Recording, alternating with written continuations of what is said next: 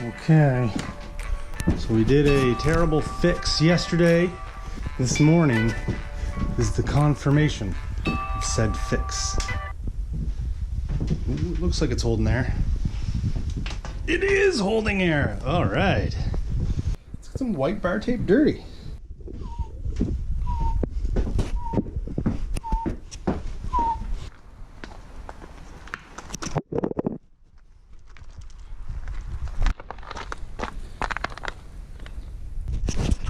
What a great way to start the day. All right. Dang it. I forgot this pedal was broken. This is why you should always carry a multi-tool. Something I'm guilty of not doing. See this bolt right here? It's backed out a little bit. It needs to go back into here so that this actually has some spring tension.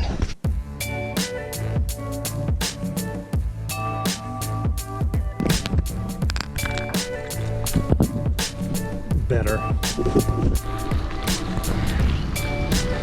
Unintentional yet welcome start to today's Tinker Tuesday video.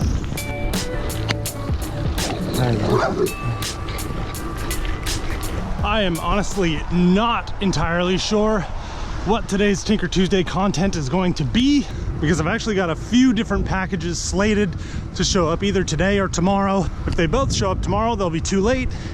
If they both show up today, I have to make a decision. It's all kind of a crapshoot. Is that right? Is that how you say that?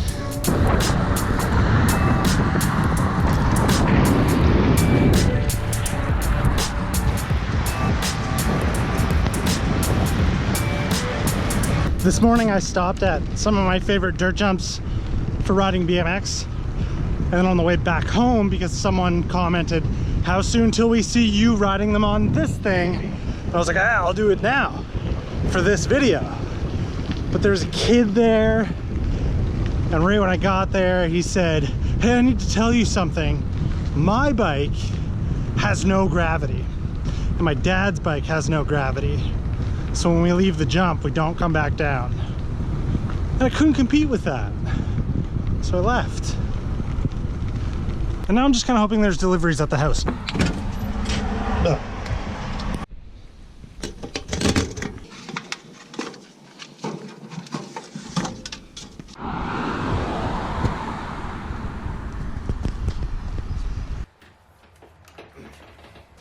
Alright, so some parts haven't shown up yet. All that means is we're not working on one of the following two.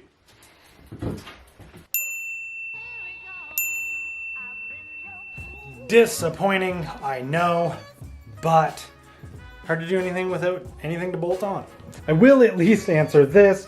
What is this? Why is it here? It is not mine. This is my friend Jeff's bike. What we plan on doing to it is the same thing that we did with the Rockhopper here for hopefully a lot less money.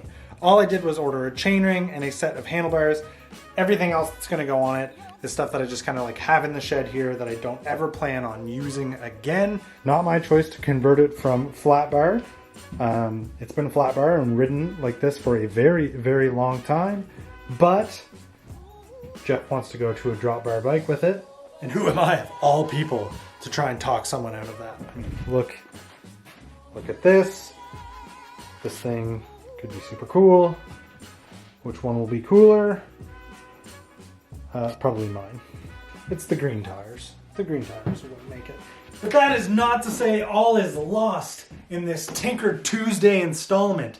Today, I do need to look at something that I've been meaning to since the last few times that I had ridden the bike. It's kind of something that I've been taking on over the weekends more and more this year than ever. Something I said I wanted to do more of this summer and in my life because I've gotten away from it. And that is a very good drummer roller, please. This thing, my BMX. Now don't leave. Don't leave. This is going to pertain to any bike that you ever ride or work on yourself. Or just don't leave in general. It'd be very lonely.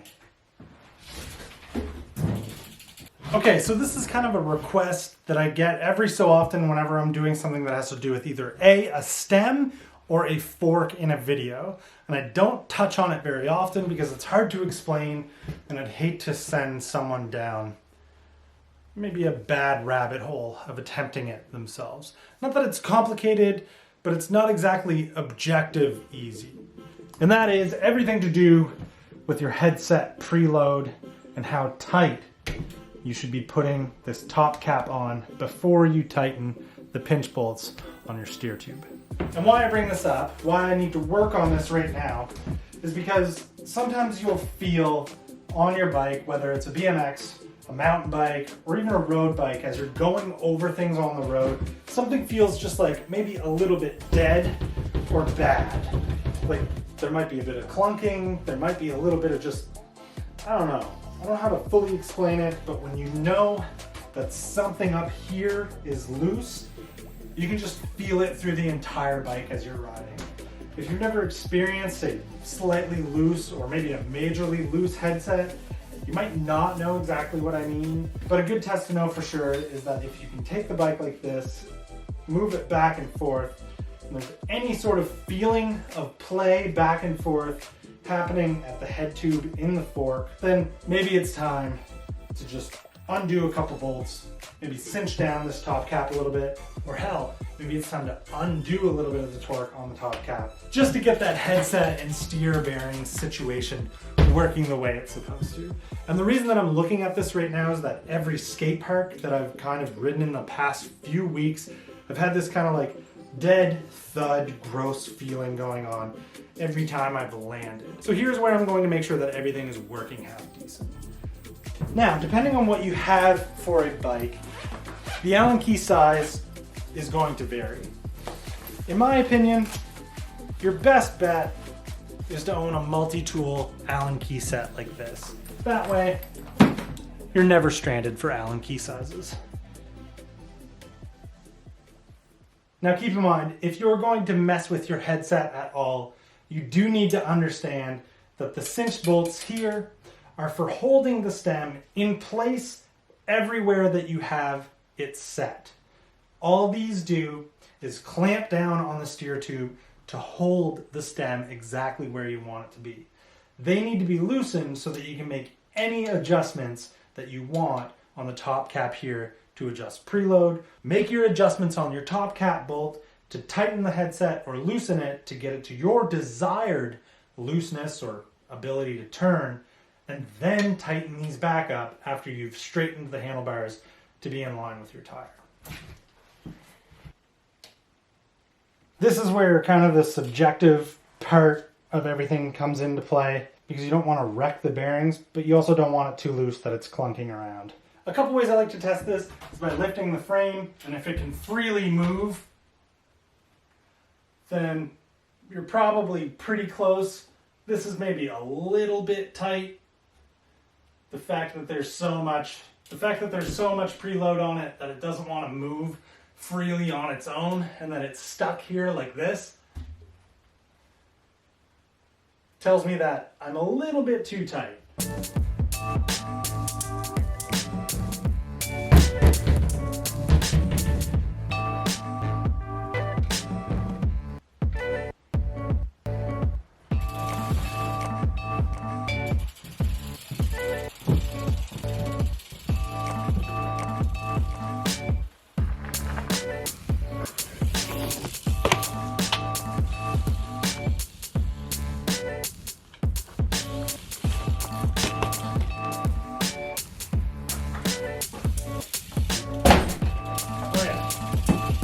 Way better.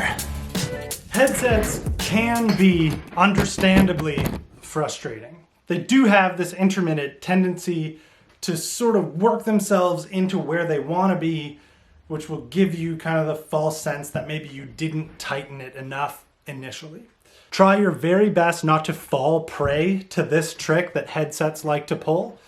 Just take your time, loosen those pinch bolts up on the steer tube, tighten down ever so gently up on that top cap, retighten, go for a ride. You might need to do this like 2 or 3 times to get the headset to the preload adjustment that it's very happy with, where everything is settled and it's not going to move around anymore. I repeat, it is not uncommon for a newer build to work itself somewhat loose that it's noticeable on the ride. Don't blame your mechanic. And hey, maybe it's not your headset bearings that are the problem. Maybe it's that your bike is looking for a new sticker to make everything look so much better.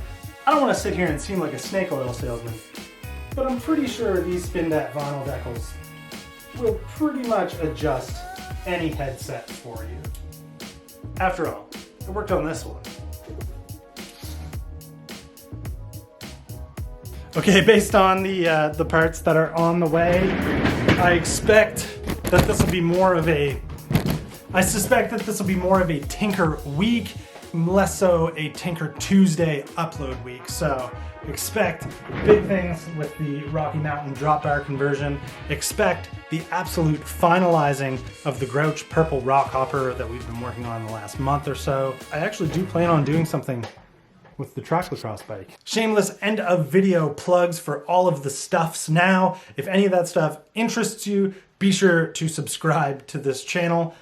Support on Patreon if you like. It helps go towards making the warehouse dream a reality. There are links to my Amazon store below. If you buy anything after you go through that, kickback comes to the channel to help support it.